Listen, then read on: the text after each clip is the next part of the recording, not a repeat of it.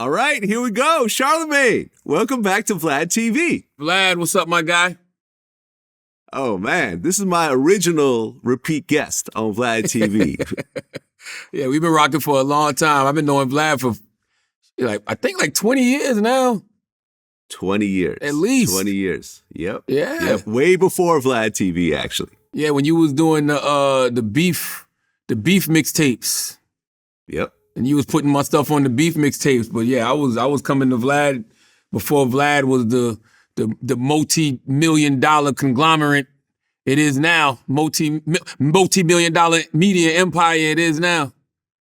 And vice versa. I was rocking with Charlamagne before he was had all the radio shows and the syndication and the BET and the Black Effect and the Crystal restaurants and whatever else you have that's been going on that I haven't been keeping track of. No, I always reference that one, the one conversation I had up here after I got fired from Philly. I think I either came here the same day I got fired or like the very next day. Yep. And it's just like, you go back and watch that. I prophesied everything that, came to be. Yep, absolutely. Yep. Well, let's get into what's happening right now. And, we had our last interview, I think 2 years ago, and I was on Brilliant Idiots about a year ago, so we haven't caught up in a while. But a lot has happened in both of our lives since then. And I think the biggest thing is that Angela Yee has left the Breakfast Club. Yep. Now, what exactly, straight from the horse's mouth, what was the reason that, Angela left the Breakfast Club? Because I know Angela really well. I had done her show on Lip Service before she even, joined the Breakfast Club, and you guys became what you are. And, I've been cool with both of y'all forever. So straight from you, what was the reason that she finally left? I think people wanted to be something salacious, but it's not. She left Breakfast Club because she got the opportunity to do her own nationally syndicated show. Way Up with Angela Yee is a nationally syndicated show. It comes on, 10 a.m. to 2 p.m. right after the Breakfast Club. And I think that would be hard for anybody to pass up. We've all been doing the Breakfast Club. We're in our 13th year now. And, Angela Yee never got the opportunity to host her own show on terrestrial radio. Of course, she had, The Morning After on Shade 45, and that was kind of like after Cypher Sounds left. I think she, if I'm remembering this correctly, she was Cypher Sounds co-host, and then when Cypher Sounds left, she kind of inherited that show. Made it her own, of course. But for me, I had my own morning show in Philadelphia. I've had my own radio shows in South Carolina for terrestrial radio. Envy, he's had his own afternoon show on Power 105.1 in New York. So, it's kind of hard to pass up the opportunity to be the only syndicated Black woman at iHeart. If I'm not, yeah. I don't think that, there's no other sister at iHeart with their own syndicated radio show. So I think it was just that's a great opportunity. Why not take it?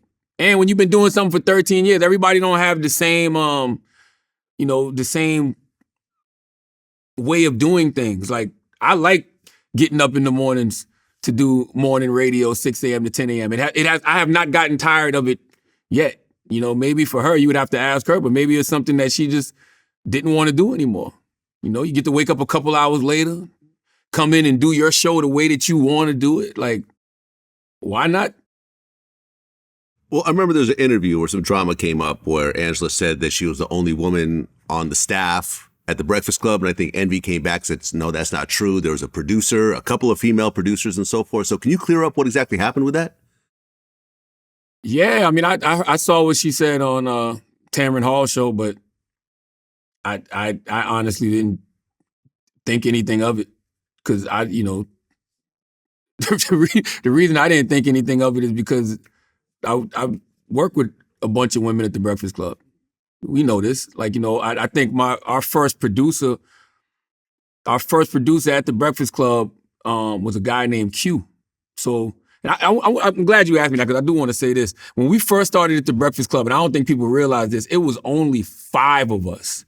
It was me, Angela Yee, DJ Envy, Q, who was our producer, and M-Easy, who was our board op. My good friend, her name is Sasha Keedy. You know, Sasha, me and her met when I used to work at WBLS with Wendy. She was a producer up there.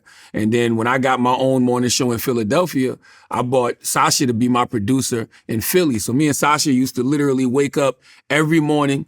You know, I was living in Lyndhurst, New Jersey at the time. I think she was living in I want to say Linden.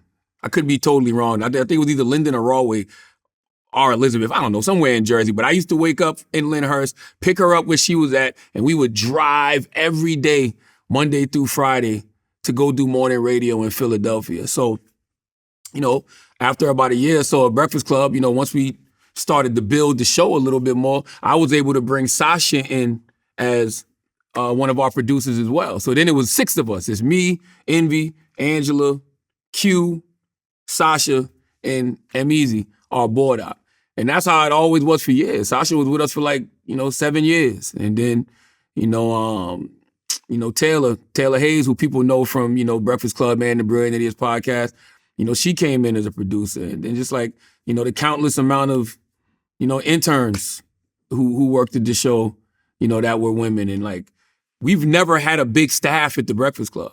It's never been a big staff. Behind the scenes, are in front of the camera. It's always the 3 people you see, me, Envy, and Angela.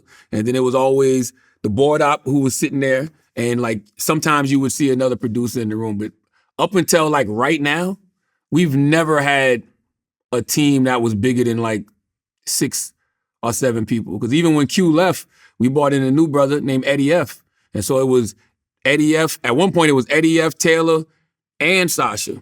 And then, Sasha left. Sasha works at Apple now. So it was Taylor, Eddie as our production team. But we've never had a production team that was bigger than 6 or 7 people at the most. This is the biggest that the Breakfast Club has ever been right now. And, right now we got, my homegirl Sim and Sid and Taylor and Victoria and a bunch of women that work at Breakfast Club.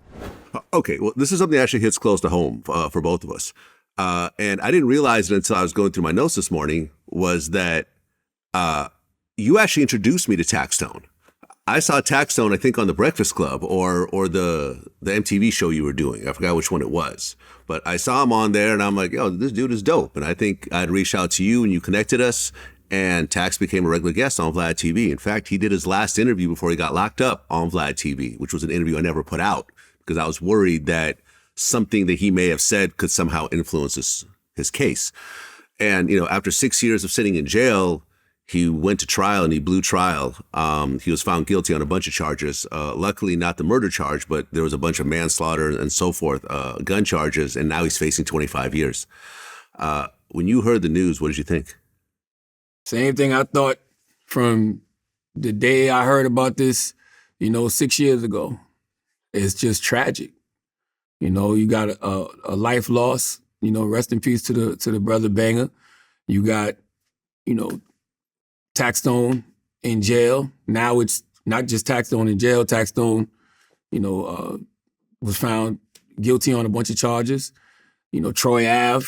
I'm sure he's gone through trauma that none of us can even speak to, because I think a lot of people will even forget, it wasn't just that situation. Troy got shot again, during this whole process. So I can just imagine, the trauma that he's dealing with too. So man, it's just a terrible, tragic situation all the way around. And everybody in hindsight can say, oh man, I wish this would have happened and I wish that would have happened. But, what happened, happened. And, there's no changing the situation. And that's tragic. Because, all you think to yourself is, why did all of this happen? I feel like this was one of those situations that was totally, totally, totally preventable. And I wish in hip hop that we took things a lot more serious, because, there is a lot of conversations that happen, right? Every day you can go online and see some new social media beef happening. you know, this person said this about that person, or that person said this, and like, you know, nobody ever takes any of these situations serious until serious shit happens. And this was a beyond serious situation because somebody, you know, literally lost their life. And then I still don't know, you know, what happened. I don't want to know. I know everything that everybody else knows. The things that I know are the things that, you know, people saw play out in the courtroom, or the same things y'all have heard are the same things that I've heard. I don't have any inside information on the situation. I just know that from the outside looking in, it's just tragic. Yeah, man. I mean, like I said, it hit close to home because me and Tax became close. And like that whole year between the shooting and his arrest, we were hanging out. You know, I saw him in Cali. We rolled around. We did multiple interviews. You know, it's a horrible, horrible situation. And I remember right when the trial was about to start, Taxstone wanted to do an interview with me. And I just, you know, I spoke to his lawyer and we both agreed that it was just a bad idea. And I had to tell him no. And he was kind of mad at me at the time, but I'm like, listen, I don't want to be the person that ultimately affects your trial in terms of you speaking about it as it's happening. If you want to go with someone else, I can't stop you. But me personally, I don't want to do it. And, you know, we haven't really spoken since. I don't know if he's still upset at me. And, you know, it's an ugly situation. I think I remember right around that, you know, in between the shooting and the trial, I think Troy Ave was on the Breakfast Club, but you weren't actually there. And was that a situation because of your relationship with Tax that you didn't want to put yourself in the middle of that? Well, I interviewed Troy once after that situation happened.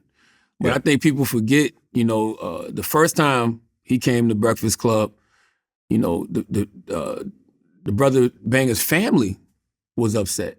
I don't think people remember that, like I do, you know, like because we were getting those calls, and you know they were directing that energy towards, you know, us, the Breakfast Club, you know, and they were just upset that, you know, he was on the show, and I guess, you know, the things he was saying about Banger, which I mean, by the way, which we can understand, right? You can understand the trauma that family was dealing with, right? So I don't know what the situation is between the family and Troy. I just know that when I saw that the family was upset, you know, it made me take a step back.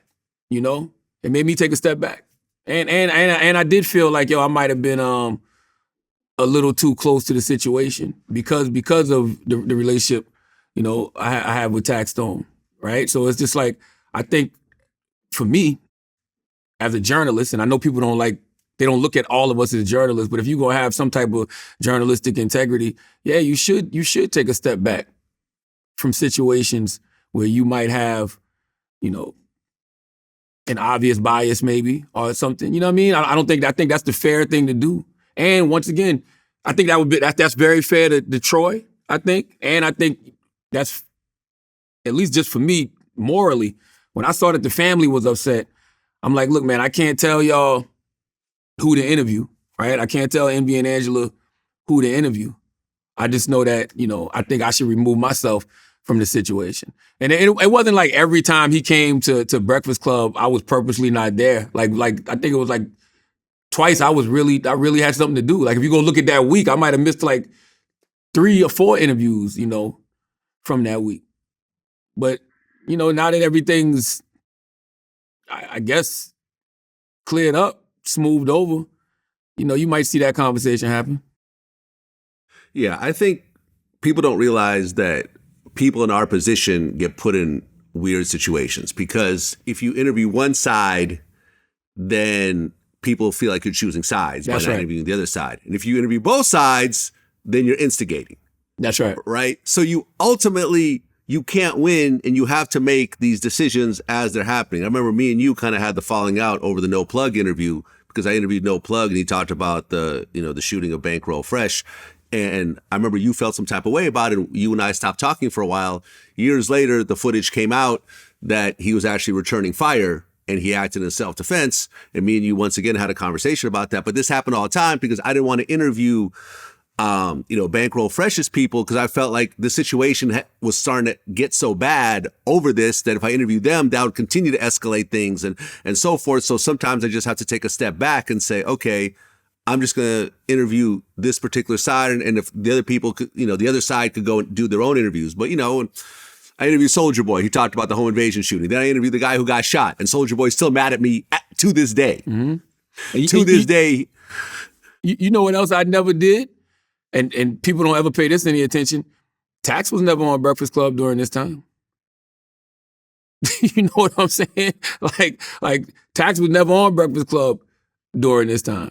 Like the responsible thing to do, or what you're supposed to do when you're a journalist, is what you just said, right? If you're gonna interview one side, you gotta have a conversation with the other side. That never happened. Like there was never any conversation, from Taxstone in regards to, the things that Troy would say. So yeah, because Tax is being smart and not speaking about the situation. I mean, I would never ever ask him about that situation. All the time we've hung out, I'm like, I remember when it happened, I called him, I said, "Are you good?" He's like, "Yeah, I'm good." That's it. That was the end of all of our conversations from that point on, because I did not want to potentially, you don't know who's, phones are being tapped, who's wearing wires these days. You know what I'm saying? Like when you look at that whole situation, Casanova called up his man and said something about the shooting, and his man's phone was being tapped. That's right. And that became part of the case. That's right. Who would have known? Who would have known? I don't think Casanova was doing anything malicious, but who would have known? So man, Vlad, we are not in the street. We just have, careers that have us talking to people who are way closer to that lifestyle than we are. When I'm building with somebody, I'm building them strictly from a talent perspective. You know what I mean? When I used to see Tax on Twitter, Tax was funny, he was smart, and he used to make me laugh. And at the time when I was doing Uncommon Sense, what I always wanted to see was who from social media I can take from social media and put them on television. Like that was the whole thing behind Uncommon Sense, like my talk show that I had on MTV too. Let me see if I can take some of these Black Twitter personalities and put them on camera. Yo, we auditioned literally like 50, 60 of your favorite Black Twitter personalities back in like 2013, 2014. And I promise you, out of those 50 or 60 people, 2 of them might have had what it takes. I'm not even joking. Like I'm talking about like literally 2 of them were able to sit in front of a camera and express those thoughts and express those same opinions. Taxstone was one of those people. So when I invited Taxstone to come on Brilliant Idiots podcast, that was the first time that he had been in front of a microphone that I know of. And people loved that episode. They loved that episode so much that it was like, yo, maybe you should start your own podcast. At the time, Loudspeaker Network, which those still my peoples. I'm still affiliated with them. Salute to Chris Monroe and Combat Jack, God bless the dead. Like, yo, y'all need to connect with this brother, get him a podcast. And it wasn't just me. It was my man Kid Fury. Kid Fury was co-signing for Taxstone too. And, he ended up launching the Tax Season podcast, and it took off, So clearly we were all right engaging him as a talent. And then I was using him on my talk show, Uncommon Sense. He would be on there every week. I had him in the Savage section at first, where I had him in his own section, but then I took him and he just started using him on the panel. Other shows that I would executive produce, like the top 10 hottest MCs, I would have him, as one of the round table talking heads for that show. So he was just somebody whose talent, I respected and still respect. I think, if Taxstone is still out here, everything looks totally different in this podcast, audio landscape. But once again, that's why the whole situation is so tragic, because number one, you had a life loss, God bless the brother Banger. And then you had 2 people who are extremely talented. Y'all, you can say what you want about Troy Ave. Troy Ave made good music. You know what I'm saying? And we don't know what the last 6 years of his career looks like if that situation doesn't happen, in Irving Plaza. So, it just feels like so much was lost because of that situation, man. Well, you had Young Thug on The Breakfast Club, and you said something interesting. When you spoke to him, you said, I will say I made one of the worst predictions about 10 years ago when I did Vlad TV. They asked me who's going to be around longer, Rich Homie Quan or Young Thug. I said probably Rich Homie Quan. Clearly I was wrong. The Young Thug said, how do you feel about that? And then you said, I mean, you don't always get them right. And then, Young Thug was like, yeah, you were wrong.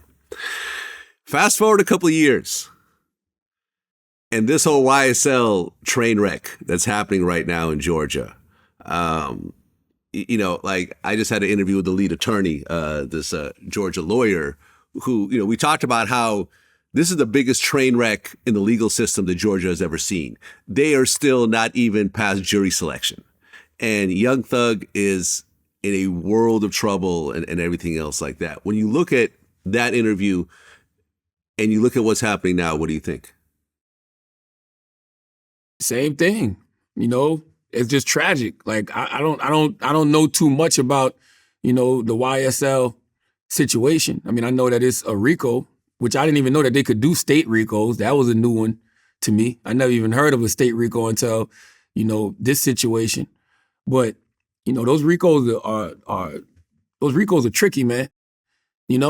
Because when you are somebody who's from a certain environment, like how far away do they think that you're going to get from your environment? Like, especially if you're somebody who's still trying to, uplift said environment, who's trying to empower said environment. Like, yo, we saw what Young Thug was doing in the community. I don't know anything about what he's being accused of. I just know what I saw forward facing as a radio personality, media personality. I saw him, constantly giving back to Atlanta, right? And constantly trying to empower people in Atlanta. Like, think about how many jobs somebody like Young Thug provided. Think about how many jobs somebody like YSL provided. Because it's not just Thug. When Thug goes and he gets a gunner, then a gunner blows up, right? And now you've created this label, YSL. You're probably going to go get people, from your community to work at this label. So how do we know that he's just not a victim of, just being close to an environment, that he might have probably should have got away from, but how far can you actually go? If your people are still there and you're trying to help your people and empower your people, what are you supposed to do in that situation? You're supposed to turn your back on your folks and say, yo, man, middle finger to all of y'all. I think you should do that if they're not willing to change. If they're not willing to change and they still doing the same old bullshit and that bullshit is going to, hinder your business, yeah, you should absolutely walk away. You should absolutely fall back from them. But, how do we know that he wasn't just trying to help some people and empower some folks and, those same folks were still doing dirt? I think once you reach a certain financial level, certain people could come with you, but the majority of people are going to be left behind. Like, look at your life. Look at all the people you grew up with, all the people you've been around during your elevation. How many of those people have come along on the ride? Seriously. How many people? I mean, when I look at my circle's so small right now, Vlad, it's a dot. Okay, but I'm saying all the people you've been around over the years, how many of those people are part of Charlamagne's entourage right now? None. Entourages don't do nothing but get you in trouble. Entourage, your business, your personal, your finances, your day-to-day, none of these people are around because ultimately when you get to a certain level, you have to find the best people at the level that you're at. Like trying to bring everyone around who are still fucked up in certain ways. Like I have a lot of friends who are fucked up. And I talk to them every so often and we might have lunch or I might invite them to my house, hang out by the pool, but they're not part of my business. They're not my affiliates. I'm not going around with them. And I feel like Young Thug wanted to still have that whole kind of aura and energy around him, which ultimately got him messed up. I mean, same thing with the whole YFN Lucci situation. Like to have both of these guys, as talented as they are, as big as they are, as rich as they are, with as many fans as they are, with as much money as they make legally, to both be sitting in prison for RICOs and murders and gang ties and everything else like that is insane. Yeah, you got to find people who match your dream. And, right. And when you ask me that, when you ask me like, how many people, you came up with are still with you, It's because, they couldn't see my dream. And nobody's supposed to see your dream, and nobody's supposed to believe in your dream but you. Like, if you meet people who actually believe in your dream and believe in your vision, like, those are the people that you should, keep close. But, as you grow and as you evolve, you got to constantly find people who match your dream. And man, the crazy part is there might be people that you met 20 years ago, right? Who at the time, they matched the dream you had. Meaning, like, you might have saw yourself in a certain position and they might have been right for that moment, right? But then once you got into that position, you started to see other things. So your dream changes. A lot of times those people that you brought with you to a certain point, they don't see your dreams changing. They don't see the level that you're thinking at now, because they're still, where they were, and they got with you to a certain point, but now they like, man, I can't even believe this dude want to do this. It's almost like when say I was running for office, and it was like, okay, I was a councilman, right? And then I became mayor, and they're like, oh man, he was a councilman and he became a mayor. That's cool. But then what happens if I become governor? You're like, whoa. I didn't know you was gonna be governor. What happens if I decide to run for president and become president? But this person still sees you as just the councilman. You know what I mean? He can't believe how big this dream got for you. Some of those people, man, you don't even gotta cut them off. They're gonna fade away on their own. They're gonna fall off on their own. It's like if you stop sending blood to one of your limbs, eventually that limb will just fall off. It's the same thing. When people can't match your dream and they don't see where you're going, they'll fade away because, they just don't fit into that equation anymore. Since our last interview, Kanye had the meltdown and essentially lost everything. You said something interesting. You said that you'll suck a dick if things work out between Kanye and Adidas. I gotta stop saying that. You have to stop saying that. I gotta stop saying that. Yeah. Did you say something like that about Tekashi at one point? Yeah, because it's like, here's the thing. When I say things like that, I'm saying it because I know it's a sure bet. Like I first of all, I would never cash in on the bet, number one, contrary to people's popular belief. That's never a bet that I would uphold. All right? That's straight ass betting, or in that case, mouth betting, but it would never happen. That's number one. All right? But number two, it's like I say that as an extreme because these are things that I know just aren't going to be. When I said that about 6ix9ine, it's because I'm like, there's no way he's beating this case, which he didn't. That's like, people think he beat the case. He did not beat the case. Like, he did not. Yeah. He did not. He pled guilty. Yes. Which means that he was found guilty. Yes. He lost. Yes. Period.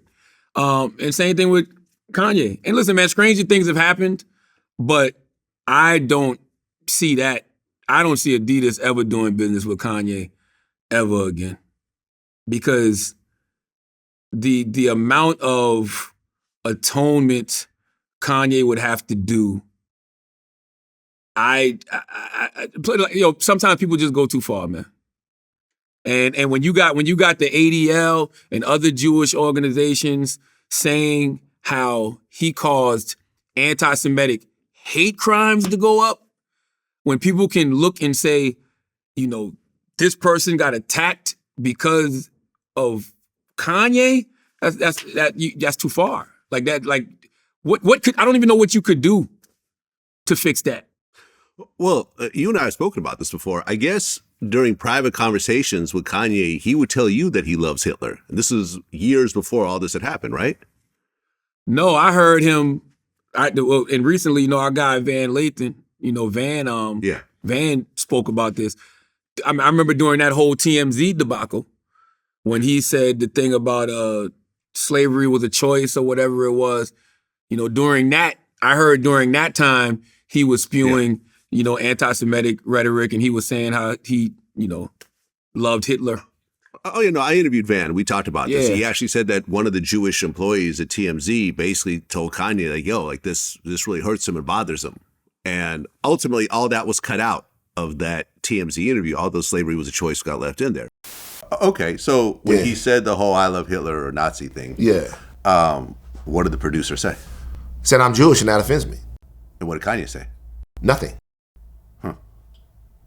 He said, I'm Jewish and that offends me. It's like, I'm stood up, like, right, I'm Jewish. What you just said is offensive to me. He didn't say anything. He then goes on, like after that, a little while after that, he goes, does it feel like I'm speaking freely? And then that's when I say it doesn't feel like you're speaking, you're thinking anything. Yeah. But yeah, Kanye had been saying this for years and years. You know, I think he's getting sued by a former Yeezy employee where he would talk about this in meetings and everything else like that. And Which it's to not, me and it's not even just that, yo, man. Like, yo, you know, when you say things like, you know, slavery was a choice, and, you know, when you know, discredit people like Harriet Tubman and, you know, Rosa Parks and, you know, Martin Luther King Jr., you know, like it's like, who are you, bro?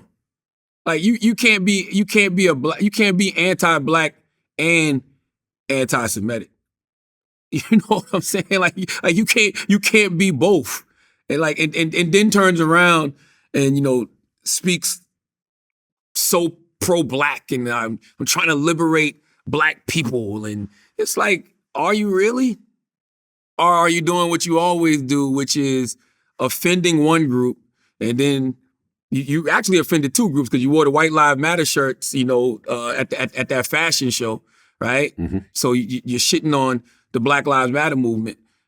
You do that, you do the anti-Semitic stuff, and then when you get backlash, you do what you always do, which is start saying things that black people want to hear, you know?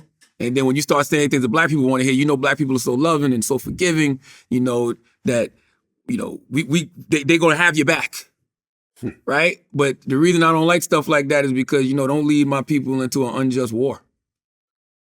You know what I'm saying? Like, that's what I don't like. Like, don't lead them into an unjust war, and don't say you're doing it because you're trying to liberate black people. No, you're trying to liberate Kanye. Kanye West cares about Kanye West. That is, always remember, Kanye's number one priority will always be Kanye. Well, didn't Kanye call you on the phone and scream at you about Pete Davidson's penis? That is an absolute fact. That is 100% fact. And the reason I'll never forget that is because I was sitting in front of the passport office, getting my youngest daughter a passport because she had just been born. And we were going out of the country. It's 2020? Was it 20 or 2021? I think it was 2021. I don't remember. 2020, 2021. I think it was 2021. And so I remember getting the phone call that Kanye wanted to talk to me. And I'm like, I already know that's an exhausting phone call. I don't feel like talking to Kanye. I don't want to talk to Kanye. And, you know, the person who was calling me, you know, that it was their job. They were tasked with getting me and Kanye connected. So me and this person are cool. I already know what situation that person is in. I'm sitting in front of the passport's office waiting. I ain't got nothing but some time to kill. I'm like, all right, man, reach out. And so when he reached out, like, that was the whole conversation was, you know, getting me to be on his side to go against somebody who's actually my friend. Pete Davidson is actually my friend. I've known Pete since he was 16 years old. Like, Pete started with us at Guy Code when we were doing the MTV2 show Guy Code. Like, Pete used to follow me and Duval around. Like, we finished taping, go out to eat, he'd be with us. Like, I know his mom. You know what I'm saying? Like, I've gone to his house and kicked it. He's been to my house and kicked it. Like, I know his family. He knows my family. Like, that's an actual friend and somebody who I literally watched grow up. Like, I know him since he was 16, 17 years old. Like, he's 27, 28, and 26, 27 now. You know what I mean? I think, or 28, I don't even know, but I've known him since he was a kid. So it's like, that's my actual friend, somebody I have a relationship with. Me and Kanye are industry associates. So you're calling me to try to get me to side with you against my friend because you're upset this man is dating your ex-wife? Like, you like, come on. And I said that to him. I'm like, bro, you know that's my guy. You calling me, you know, trying to get me on Team Ye, saying you want to save the new Marilyn Monroe. We got to save the new Marilyn Monroe. That's what he was saying about Kim? Yeah, that's the, you know how Marilyn Monroe died, right? Which I did not know, and I don't even know if this is true. But Marilyn Monroe died, because of drugs, and Pete has drug problems, and we gotta save the new Marilyn Monroe from being addicted to drugs and dying. And and it's the funny part is everything he came out and said about Pete later publicly, he already had said all of that. He was saying all that behind the scenes. The Pete got AIDS and all that stupid shit. All that stuff he eventually said publicly, he was saying behind the scenes. And that's what I always said about Ye. I always said, if you want to know eventually what Kanye is going to say publicly, hang around him enough privately. Because he got some wild takes. He got some wild takes and some wild opinions and some wild views about people. And we all saw everything a lot of the stuff that we've heard publicly, I've heard in conversations just being around. So, I just think it's strange for a person to try to get you to side against your friend. Like, what kind of person would I be? Like, and why would I be doing that? Like, what for free Yeezys? to have proximity to Kanye? Like, what? Like, no, I'm never gonna shit on one of my friends for somebody who's not really a partner of mine. I'm not doing that. I'm not shitting on none of my friends, period. But I'm definitely not doing that because you just upset that, your woman is out here with another guy. Well, LaKeith Stanfield, somebody who doesn't like me either. I remember he did an interview a while back. I think it might have been Variety Magazine or something like that. And he talked about how he really wants to play a gay role and he wants to really get in touch with that in his acting. And we did an article about that. And he was like, yeah, fuck Vlad, I guess it's because I'm a black man and he's Vlad. He's doing these articles about me. And I'm like thinking this was your interview. I'm not sure what you're mad about right now, LaKeith. But he's taken a few shots at me over the years. But I remember with you, he had made a video about you, and there was a picture of you on the screen and him holding a gun at the screen. And I was like, whoa, this is a bit crazy, especially for someone. I mean, I can imagine if just a random, I don't know, YouTuber was doing this, but this is an established actor who, has real jobs and pays taxes. When you saw that video of him holding the gun pointing at you, did you feel any sort of concern? I was concerned for him. That's truthfully, I was concerned for him because I was like, damn, what is this brother dealing with mentally and emotionally that he thought that was okay? And you're right. Like for somebody like him who's in the position that, he's in, LaKeith is one of the most brilliant actors that, we've ever seen. At least I think so. I think LaKeith is a brilliant actor. I know a lot of people just, know him from Atlanta, but I've seen him in things like Sorry to Bother You, and I've seen him in things, of course, the Fred Hampton movie stuff. But he's like a very, very talented actor, and somebody like that who, sky is the limit for in Hollywood. It was just kind of like disturbing to see that brother doing that because something like that could cost him a lot. It didn't. I don't know if it did or not. I don't know if there was calls made behind the scenes. It definitely didn't have any public outrage, no, social media outrage. But when I saw that, I was concerned about him. I wasn't even thinking like, oh my God, I gotta beef up security now. LaKeith Stanfield is, he's pulling the hammer out on me. Oh my God, it's gonna be a problem. I wasn't thinking that in no way, shape, or form. I literally was thinking, what is this brother going through emotionally and mentally that, he would do something like that? But I feel like I could be wrong because I don't know him, but I feel like I see a lot more stability now. You know what I mean? Personally. I don't see like, there was a time when he'd be like doing Twitter outbursts and, posting like really crazy, salacious, provocative stuff on social media. I don't know if he was doing that for attention or if, or whatever, but I haven't seen any of that in a long time. So it feels like he's got some stability going on. And that's all I want for everybody, man. I want whatever issue you dealing with mentally, whatever issue you dealing with emotionally, man, go get some help for it. Like, people clown me all the time because I'm always talking about therapy and, I've become a mental health advocate, but that's real because that's what I see everybody dealing with. And I see everybody trying to do escapism, right? Like even when we talk about like the YSL case, when you see people getting drugs, snuck to them in court or whatever it is, or people attempting to give folks drugs or lawyers having drugs, I just be hearing, I'm like, man, that lets me know that I understand these brothers got a criminal case going, but man, somebody should be trying to get these brothers some help. If you're going to be calling these institutions correctional facilities, then man, how about try to get like some real correcting and some real, straightening going on? Like I think that these brothers be having, addictions, and the reason they have addictions is because they have trauma and they're constantly trying to escape from things. And I think that, man, when you see situations like that happening, we got to start even rethinking, how we even approach some of this shit we call criminal, So it's just like once again, when you talk about him waving the gun, I didn't see somebody committing a criminal act, even though that is a criminal act. I saw somebody that's like emotionally and mentally unstable. Something like there's some healing that needs to go on there. Okay, well, you touched on this on $1 Million with the Game, the past beef with Busta Rhymes.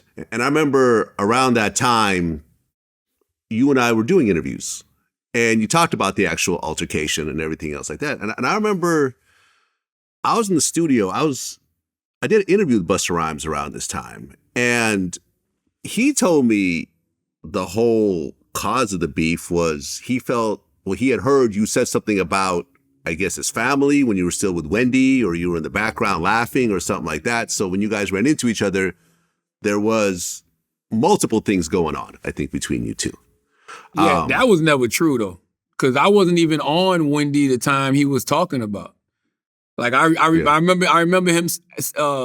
I don't know if I saw the Vlad interview or something, but I wasn't with Wendy when all of that transpired. I remember that because I forgot exactly what it was, but I don't know if Wendy had interviewed somebody or something. But I wasn't even there. I didn't get with Wendy until 2006. And I was with Wendy from 2006, February 2006 to November 2nd, 2008. So I wasn't even there for that, In my mind, I thought Busta was approaching me because I had gave him Donkey of the Day when he put out the oldest freestyle with DMX. By the way, there's nothing wrong with that freestyle. That freestyle is dope. I was just an asshole who needed content for the day and was just stirring up waters to catch fish, And I honestly always feel bad about stuff like that because the reality is, man, Busta Rhymes is an icon. And if we don't, hold our icons in high regard, who will? So a lot of times, man, I'm on there, well, back in the day, I'm on there making jokes and, I'm clowning, OGs in the game, legends who have paved the way even for people like me. And you don't know the impact that could have on a generation of people. You know what I mean? Or a large group of people. They might start looking at, Busta funny, or whoever I was talking about in the moment funny. Now, there's nobody above critique, but let the critique be like warranted.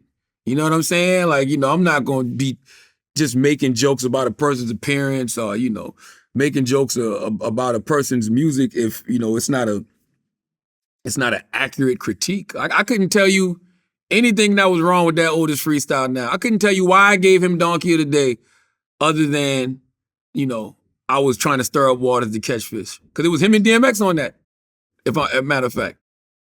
Well, yeah. I mean, it seems like, when I talked to the Charlamagne of 2023, it's very different than the Charlamagne of, 2015.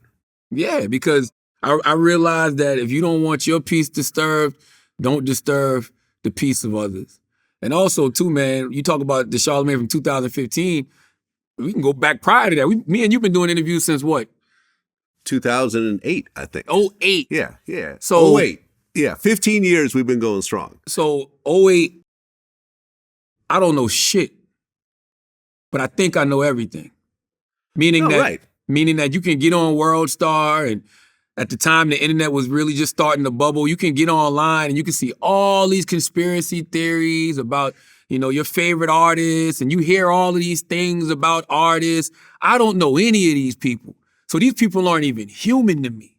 Like, they're not even human. They're just like characters that we read about and we see online. So when you think you know something, it's easier to sit down and just go at them. But damn, when you start to grow in the business and you start to grow in the industry and you start to actually have conversations with people and you start to be around people, and Vlad, you start to become a public figure yourself. You start to become the person that wasn't talking about people. Now you're being talked about. Now you looking at yourself online and you like, that ain't happen. That didn't happen. That's not true. I didn't say that. Like, what do they mean I'm in the Illuminati? You know what I mean? I'm not in no Illuminati. So it's just like when you start having things like that happen to yourself, and you start to see people and actually have conversations with people and meet people, you realize, oh man, this brother or this sister, they human just like I'm human. And they figured something out just like I figured something out. And, they made a way for themselves. When you look at it from that lens and you have that perspective, it's impossible, to be who I was in 2009. Well, yeah. I mean, I remember some of our earlier interviews. I remember I'd bring up Drake. And I remember one of your famous lines was, there's gay, there's straight, and there's Drake. Fantastic line. Fantastic line. But I remember that was the line that when I was in New Orleans, Drake's crew, approached me on. It was like, oh, I heard you talking shit about Drake. And I'm like, okay, y'all probably talking about the Charlamagne shit. You know what I mean? Because I've never said anything about Drake, but they're probably talking about that interview. And it's like, it's interesting seeing the progression where you were really at the shock jock that I don't give a fuck, back then. Now it's a little more tempered. And, some people might like the old Charlamagne. Some people might like the new Charlamagne. When I look at like academics, he reminds me a lot more of the old Charlamagne. We'll see where academics is in 10 or 15 years. He may be, a lot more tempered and a lot more calm, or he might even be crazier. Who knows? But in your case, I could see the growth and everything else like that. And I'm sure, you could get much bigger numbers if you were still the old Charlamagne. But it might close. No, you don't think so? No, I think I got much bigger. I don't know. I think you will. I think the audience, being the old Charlamagne. The audience is way bigger now. And the reason the audience is way bigger now is because I grew up. And when you grow up, you have more things to talk about. When you grow up and you got, 4 daughters, and you've been going on a journey of healing within yourself, and you start having conversations about, mental health and, even politics. Like, people say what they want. The Breakfast Club and myself, we grew tremendously when we started embracing those political conversations. Like, it's one thing to be featured on, Vlad TV and the World Stars and all that. That's great. That's culture. But man, what about when you on CNN all the time? What about when you on MSNBC all the time? What about when you on Fox News all the time? What about when you talking to people who were talking to former sitting presidents like President Barack Obama? We talked to now the president, Joe Biden. Joe Biden gave us a moment that's going to be in history forever when he said, if you don't know whether to vote for me or Donald Trump, you ain't black. Like, that shit was being used in Republican campaigns against him. They still bring that up now. You're going to see that resurface from now until 2024 when Joe Biden runs again in 2024 for president. The Kamala Harris, talking about smoking weed in college, and, they misconstrued her words and had her saying that, she was smoking weed with Tupac or whatever. Or when Kamala was on my, late night talk show, Hell of a Week, and she, told me to stop acting like a Republican, and she got at me a little bit because of my line of questioning. Like, that's a different audience. Like, I love hip hop. I am hip hop to death. But man, a lot of times, man, in this space that we're in, hip hop, the things that we care about, bro, don't nobody care about that shit but us. Like, it's a very niche thing in a lot of ways. Don't get me wrong, hip hop is definitely pop culture and it's the most popular culture, but a lot of this shit, Vlad, that we talk about on a daily basis on the regular, don't nobody care about but us. And if you step out, that's true. If you step outside and you have a conversation with somebody, they won't know what the hell you talking about. When we talk about numbers, yo, man, all the Breakfast Club has continued to do is grow. Like, back then when I was doing all of that wild shit, we didn't have 8 million monthly listeners. You know what I'm saying? We weren't nationally syndicated in 100 plus markets. You know? We weren't getting 15 to 20 million downloads a month on our podcast. The reason the Breakfast Club and myself have continued to grow is because we're not limiting ourselves to one genre. And I'm gonna tell you something, man. That was always my fear growing up, because I saw the ceiling for a lot of hip hop personalities. Like, I saw the ceiling. I saw when the ceiling happened. I saw when, these people put themselves in a box. And I refused to be that. I'm not about to dye the beard. I'm not about to put my hat on backwards. I'm not about to be yo-yoing and acting like I know what's going on with little, young shorty such and such. Like, nah, I'm not doing all of that. If it's not organic and natural to my everyday life, I'm not about to wake up every day and front like it is. And if it ever got to that point, I'll be willing to walk away. But what I've always wanted to do is I've always wanted to push the culture of hip hop forward. I grew up on Public Enemy. I grew up on Goody Mob. I grew up on Outkast. I grew up on all of these people who talked about things of socially redeeming value. Like, you don't get to be Jay-Z or Nas or any of these people who've had these 25, 30-year careers if you just keep doing the same thing. Even when we talk about rappers, you saw ceilings for rappers because rappers would be 40 plus, rich as fuck, still talking about the hood, still talking about street shit. And you wonder why nobody's connecting with your music anymore, because we know that it's not believable. When you look at somebody like Jay-Z, Jay-Z has evolved every single step of the way. I remember hearing the 444 album on my 39th birthday. That album came out on June 28th, 2017, right? That was my 39th birthday. I turned 39 on June 29th. I remember leaving the party I was having on the roof, just a little small get-together. It was me and like Jesus and Mero, and there's a few friends. There wasn't a lot of people. And I got into the car and I couldn't wait to throw 444 on. And all I kept thinking was, this is the soundtrack to my life right now.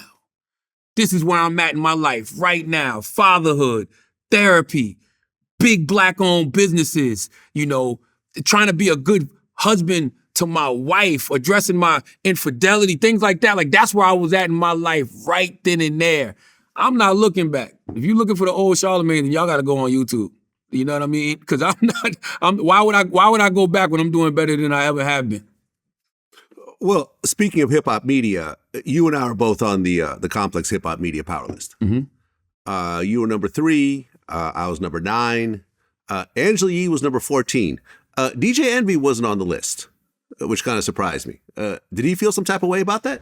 I honestly don't know if he did, because when that list came out, I was in St. Lucia. You know what I'm saying? I was in St. Lucia on a vacation, just me and the wife. And, when the list came out, I was actually Nyla Simone. Nyla's the one who sent me the list. And I was happy for Nyla, because she was number 24 on the list. And Nyla is somebody that, I've watched, get it from the mud. I remember when Nyla came into the studio for an interview for an internship position, and I've seen her go from being an intern to, Angie's assistant. And I remember just having a conversation with her one day. And I literally said to her, I said, yo, God told me to tell you that you just got to find one thing it is that you want to do, and everything else is going to fall into place. And so she started investing into the DJing, and she became a DJ. And so, things have really taken off for her. She got a show on Amazon, the Rotation Roundtable with Rob Markman and Gabe and Speedy. And, she got a show on AMP with Gabe. And, we use her on Breakfast Club every Friday for Pastor Aux. I use her as my house DJ for my late night show, Hell of a Week. So she's got a lot going on. So I was happy for her. I honestly didn't even think anything else about the list other than that. I remember you text me and you asked me, and I just was like, well, what is power? Like, I don't even know what power in hip hop media is, right? And first of all, that's their list. Salute to their list. That's a team of people that Complex came together and decided to say, hey, this is our list. This is our 25 most powerful people in hip hop media. They put the list out. Cool. More power to them. But for me, I just want to know, like, what is considered power in hip hop media? Because power to me, man, is like, when you look at these other lists, Vlad, like when you look at like, you know, the most powerful people in Hollywood or the most powerful people in New York media, it's a lot of executives on that list.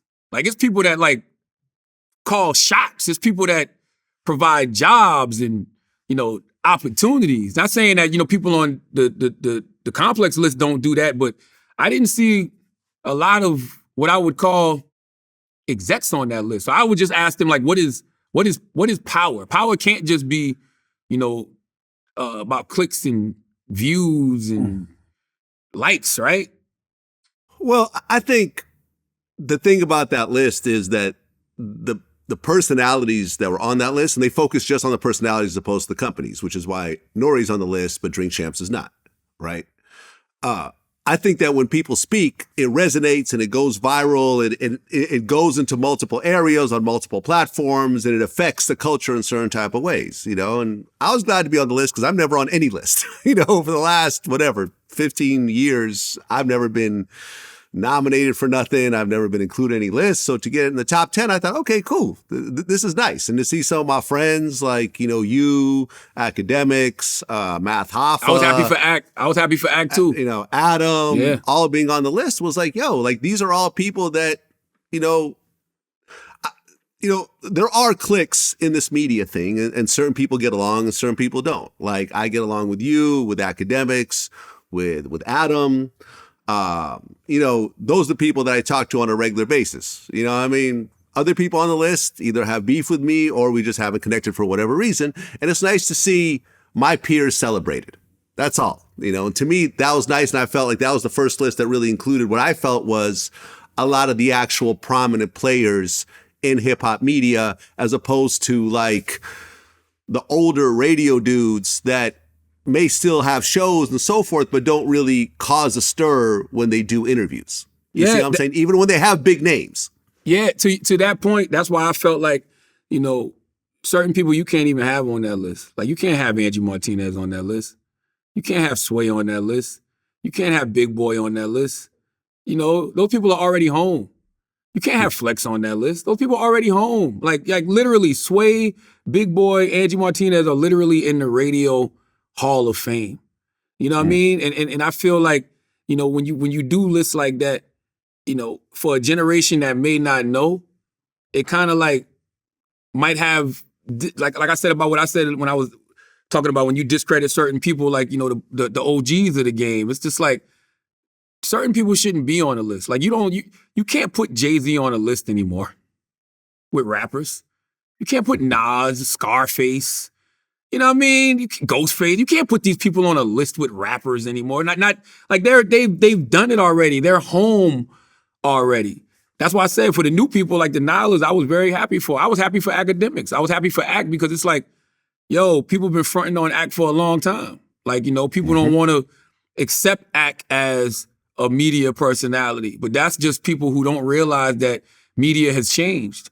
And like those traditional outlets that we know, like radio and television, they're something else now. They're the podcast, they're the YouTube, they're the social media pages. So yes, you can become a big, you know, personality, you know, via social media, via YouTube, you know, via a podcast, you know. So I was happy for people like that because of what you just said. They're getting recognized. But once again, what is power?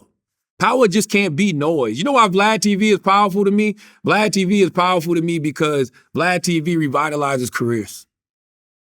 You know what I'm saying? Vlad TV, you can come on Vlad TV and become like a major personality.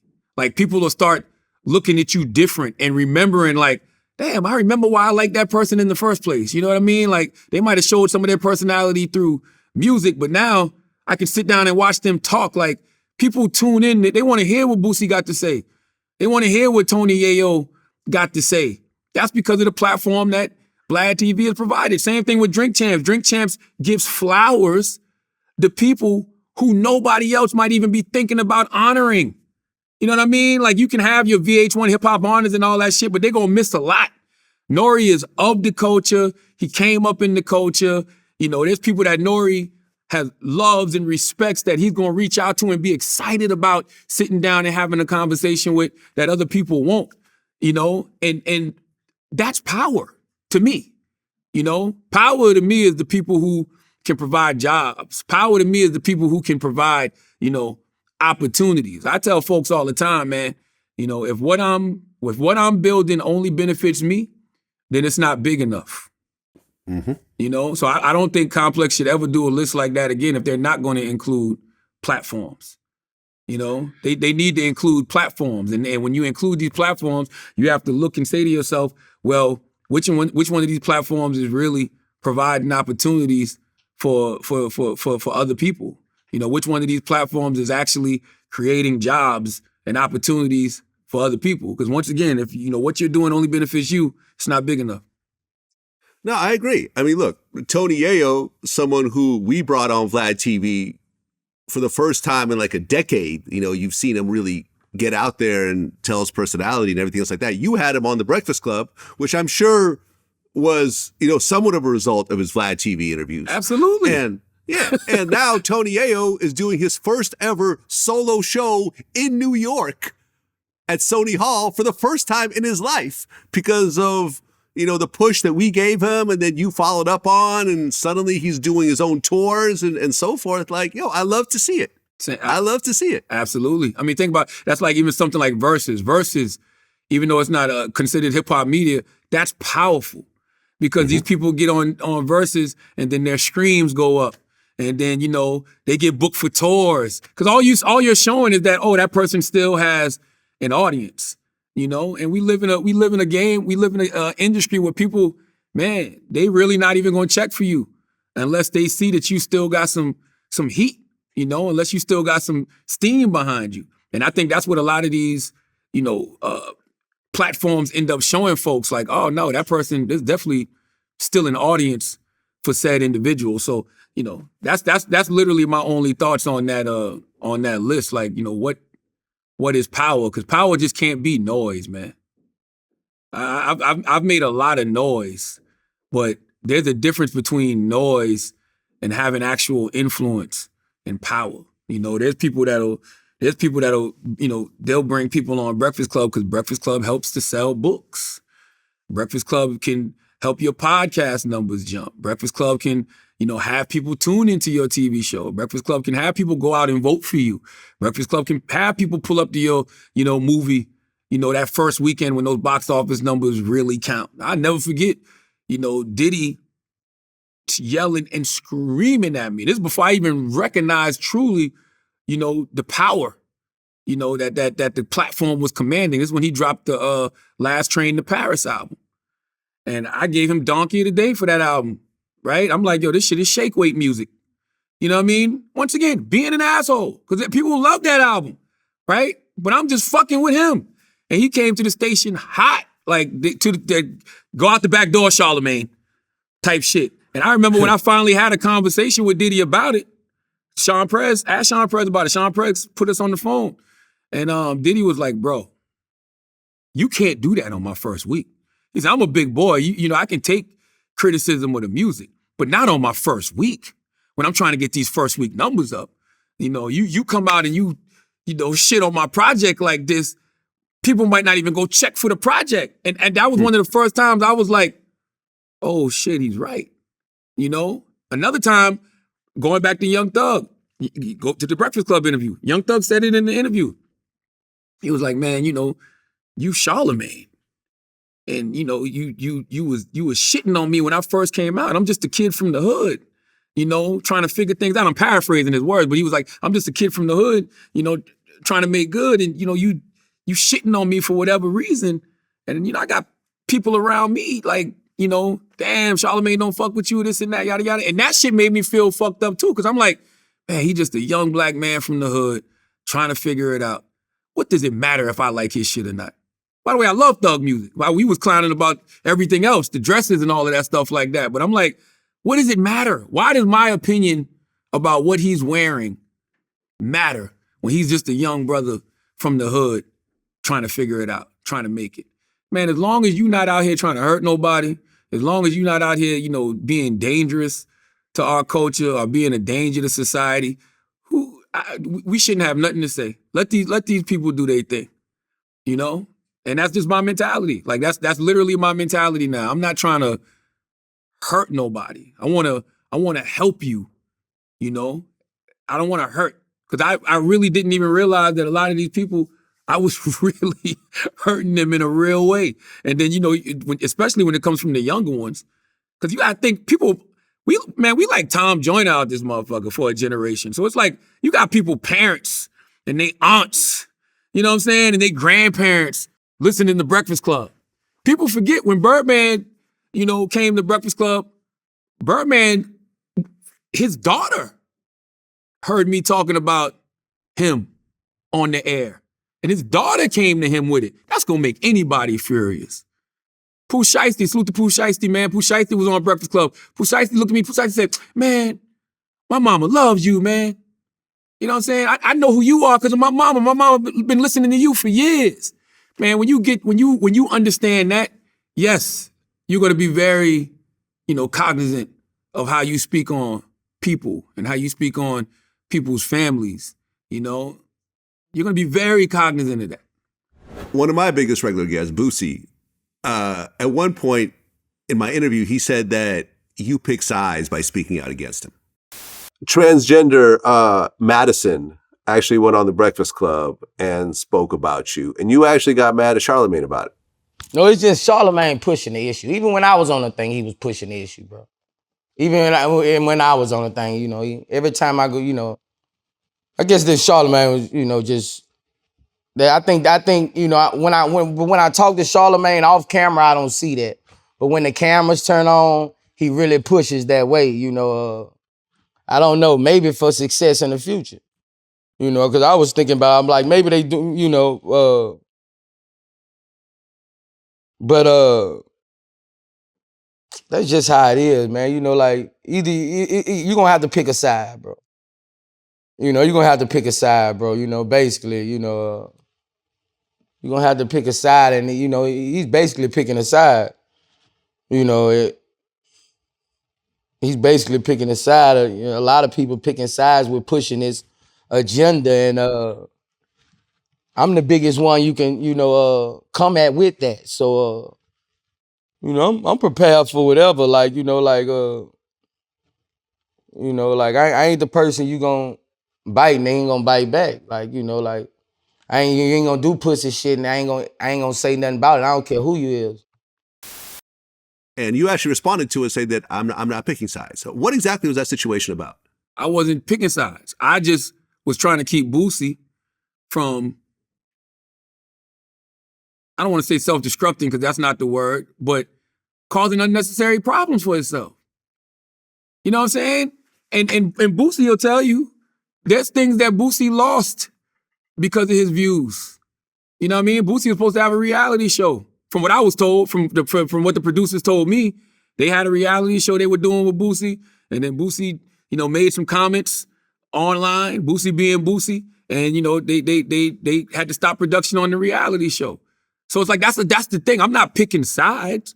I'm just trying to keep you, Boosie, a brother from the South. I know you.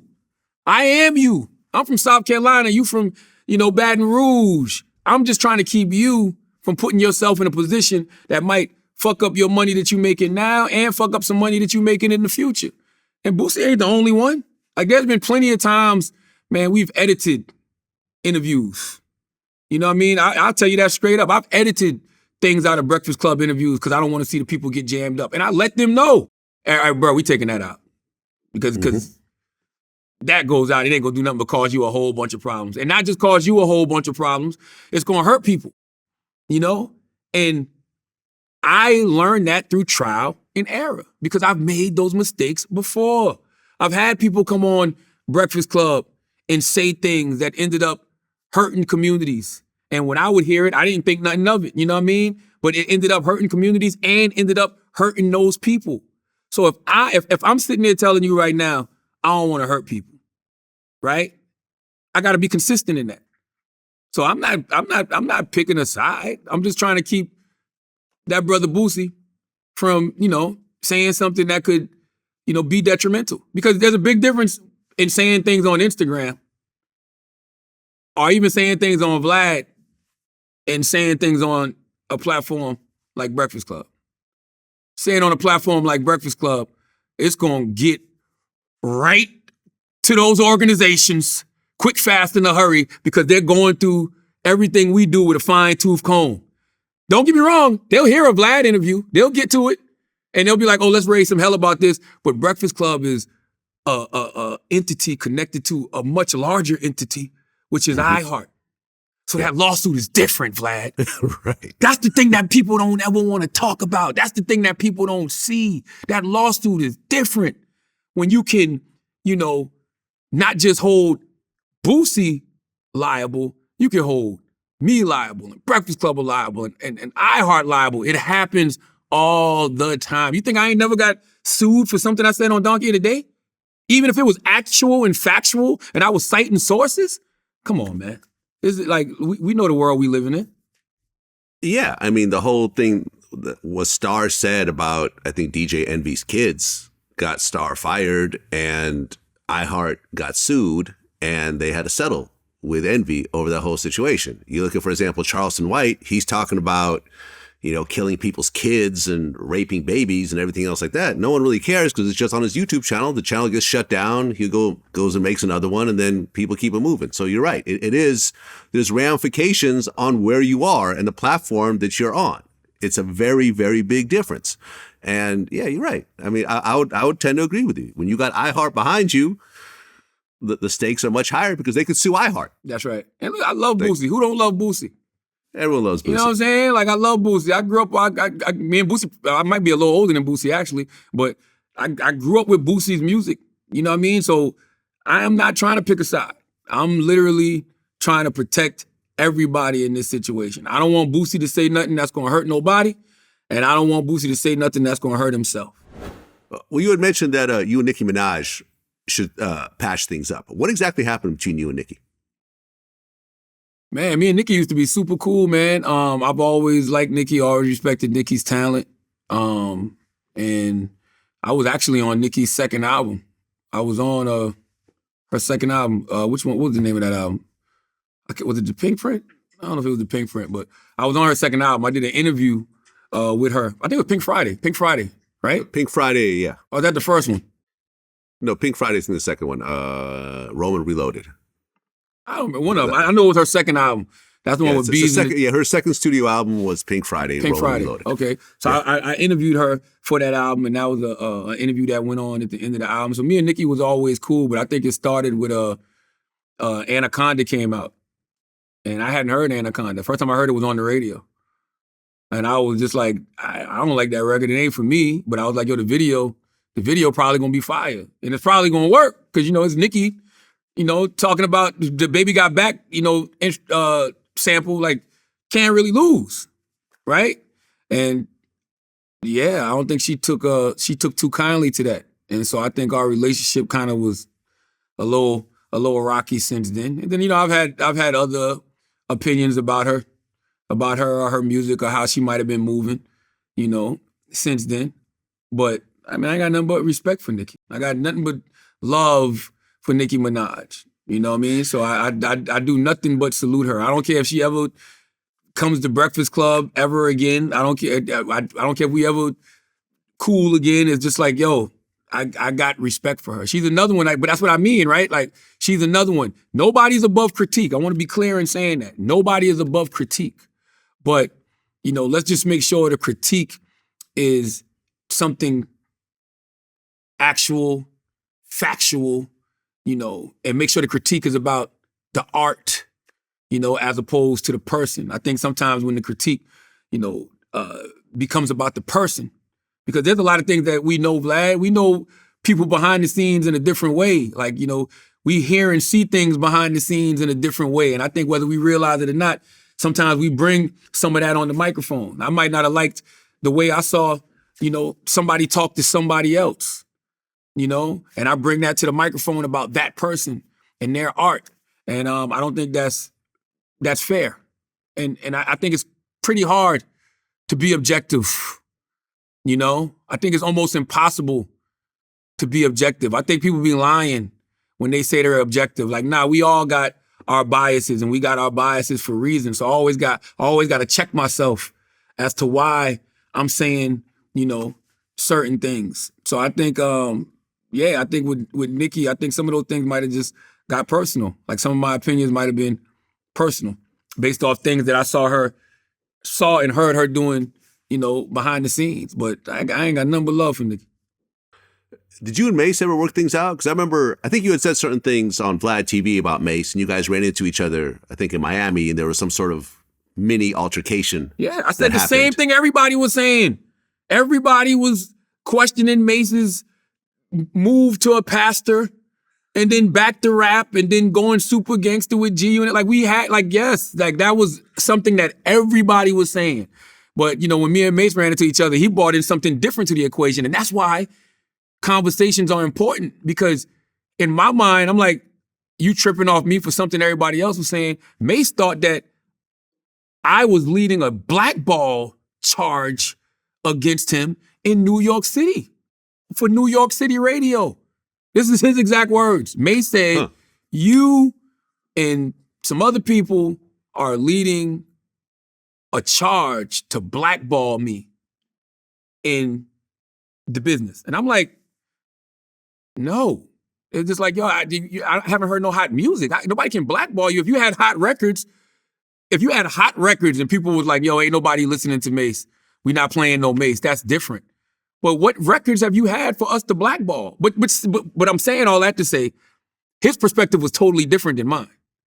In my mind, he's running up on me because I was clowning the whole, you know, move to the faith. But in his mind, it's like, no, these people are blackballing me. Same thing with Nicki. Nicki thought people were blackballing her. She thought that people were getting paid to blackball her and not play her music and to push Cardi and all this other stuff. And I'm like, none of that is true. Like, at least not on my end. I can't speak for anybody else, but at least not on my end. Yeah, I don't understand this whole conspiracy theory, blackballing thing. Like, look, we've been in business as Vlad TV for 15 years. At no point does someone say, hey, listen, we're going to pay you to write negative stories about this person or to do negative interviews about this person. Like, I've never seen it. You know, I have no idea if it actually happens, but to me, the whole thing sounds ridiculous. This whole blackballing thing, in today's society, in today's business, there are so many outlets to get your stuff out. There's so many fans that you can go direct to, that blackballing, I think, is an imaginary concept. And to people like Nicki and Mase who keep pushing this weird thing, and let me tell you, my experiences with Mase, to me, he is one of the worst people that I've met in the music industry. This is someone that will constantly waste your time. We've had so many Mase interviews that were supposed to happen that never happened. You know, I know so many people that, like, Mase was supposed to take him on tour. They would show up at the airport and Mase wouldn't even be there. You know what I mean? They'd have to go back home, you know, with their luggage. You know, the whole 5-year foreign situation. Like, to me, it's not surprising that somehow he has it in his head that someone's blackballing him and so forth, when the reality is that the type of person that he is, the type of bridges that he's burned will ultimately come back to haunt you at some point. Yeah. That's just life. Now I will say I have seen situations where people have hired PRs and they've given PRs, you know, negative stories, whether those stories are true or not. And that PR will try to get those stories placed on different outlets. I've seen that before. You know what I mean? I wouldn't call that blackballing, though. I would just call that, you know, slander and defamation, especially if the stuff isn't true, you know. But yeah, I mean, yeah, I get exactly what you're saying. But you know, Mase is doing his thing now with that. It is what it is. Yeah. Show with him and Cameron. That looks like something that they always should have been doing. Like, and that's the funny thing about the business, right? Like when you think about all the things Mase has attempted to do over the past 15 years, nothing looked organic. Everything always seemed like, what is going on, yo? Whether it was the pastor thing, whether it was the G-Unit thing, all of that. But now, this is the first time I'm looking and I'm like, that's what he should be doing. Him and his OG friend, Killer Cam, Murder Mase, two people that we know were standout basketball players, sitting around talking sports. It is what it is. Like that, I'm looking like, that makes all the sense. That right there makes all the sense in the world. And can nobody so-called blackball you from that. In fact, it's the complete opposite, right? He's created something that has picked up a lot of steam in the culture, and now people want to talk to him. You know what I'm saying? People want to speak to Mase. Like they want to embrace this Mase. It is what it is, Mase. They weren't feeling the other versions of Mase, the other variants of Mase we got. But this variant of Mase, they're feeling. That's why I don't believe in the whole, that's why I don't, that blackballing thing isn't true. It's like, if you build something, here's the reality. We live in a dick riding business. If you build it, they will come. Period. If you build something and it picks up steam in the culture, everybody's gonna jump on it. Everybody's gonna rush to it. So remember how back in the day they used to say you one hit away? Nowadays, you just one great piece of content away from everybody being on your dick. Like literally, you're one great piece of content away, whether it's a Vlad TV interview, a podcast that you put out, a YouTube show you start, whatever it is, you're one great piece of content away from everybody being back on your dick. Right. And then the trick is after you put out that one piece of content, you need a library to follow it up with, because one spark will not give you a career, but it could set you off to a career, but it won't give you a career. You know what I'm saying? Like, I'm not still talking about my Tupac Rap Phenomenon mixtape from back in the day. That was a great moment in time, but that was 20 years ago. You see what I'm saying? Like, it's a nice notch in my belt, but I never mention it because every day you got to create new content. You got to create more moments, and you got to, churn into a real business. Like the studio you're sitting in right now, there's 20 employees to make this happen. This is a very different studio than when you were at 2 years ago. Vlad, I remember when it was just me and you. Yeah. You know what I'm saying? I remember when it was just me and you. I was holding the camera. Yes, Right, exactly. you holding the camera. I remember that. Here's the thing, man. The reason that's happening is because we are not afraid to grow and evolve. That's the only thing that scares me about hip hop and hip hop culture sometimes, man. People are not willing to grow because they get stuck in the one thing that worked for them. Like literally, they get stuck in that one thing. Imagine if I was still doing what I was doing 15 years ago. I'd have been played out.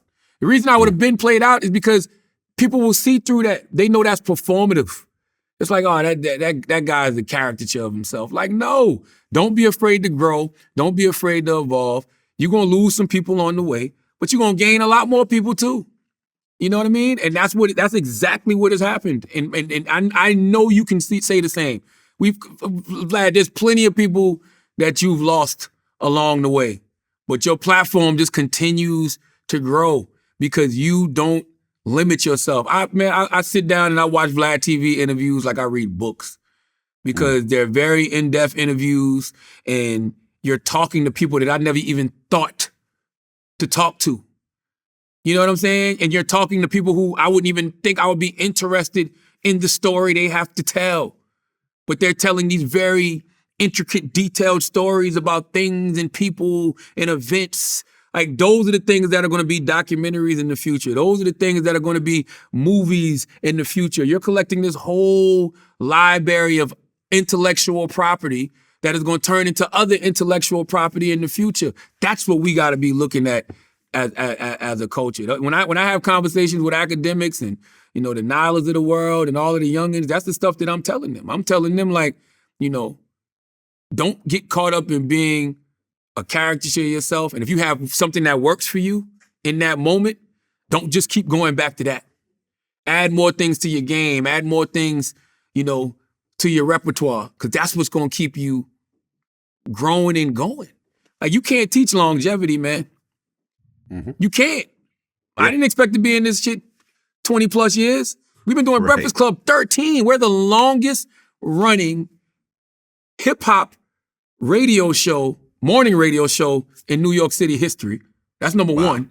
We're the longest running hip hop morning radio show in New York City and the most successful because we're syndicated in 90 plus markets. Yeah. Like, it's not even close. But that's because nobody limits themselves. Envy was the mixtape DJ who now, got 6 kids, is big into real estate.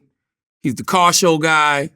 He's the father that everybody loves. You saw his ups and downs of his marriage. Him and his wife got relationship books out. Like, they got things that a wide range of people can embrace. Same with me. We got things that I got things that a wide range of people can embrace. I could still be talking about, what your favorite rapper is doing, but how stupid would I look at 44 years old, born in 1978, talking about what a 19-year-old rapper is doing? Final question, because I know you have to go soon.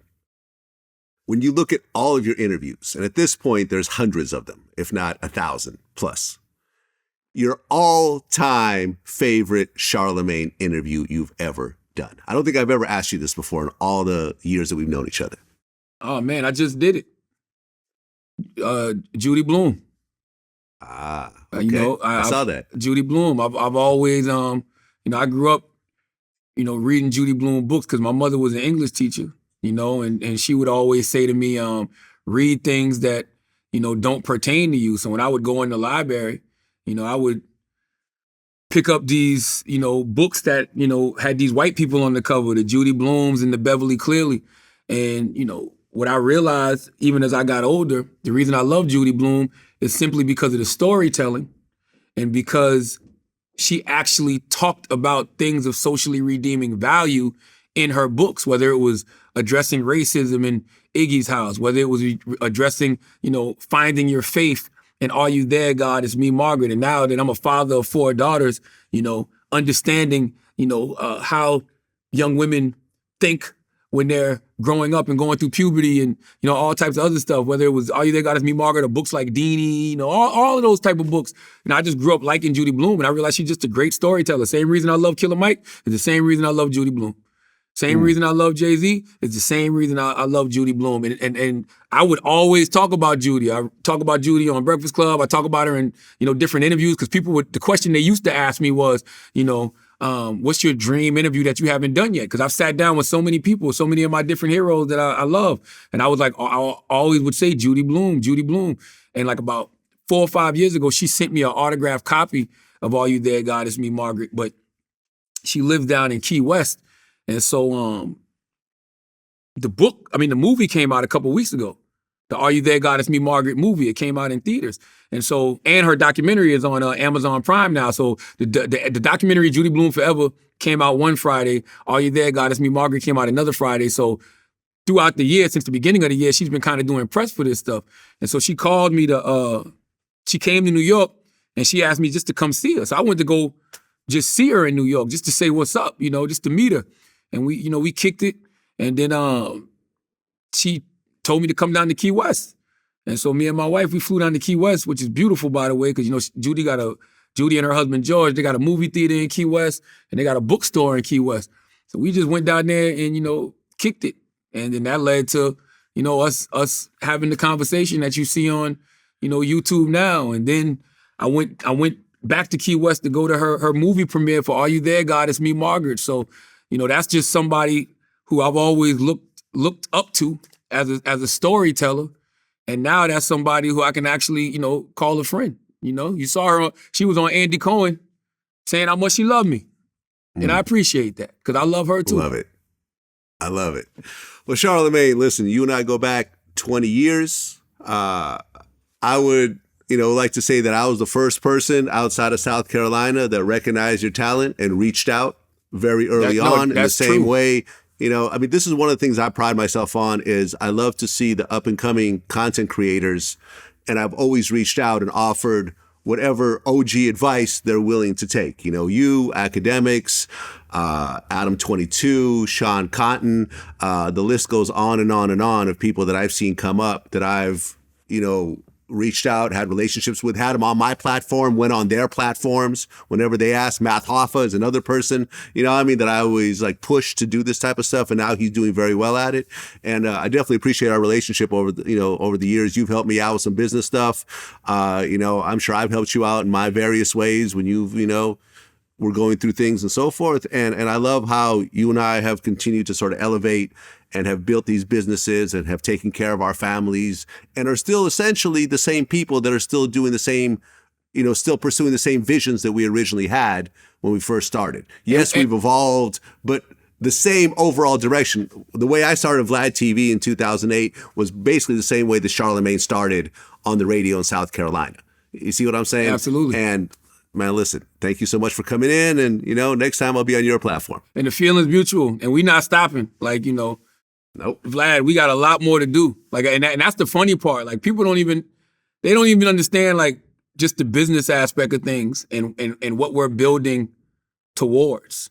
But, one day you're just going to look up and you're going to see in, the Wall Street Journal, Vlad TV just sold for $500 million or something crazy like that. You know what I mean? Same thing over here. SBH Productions or Black Effect just, sold for $400 million, $500 million. Who knows?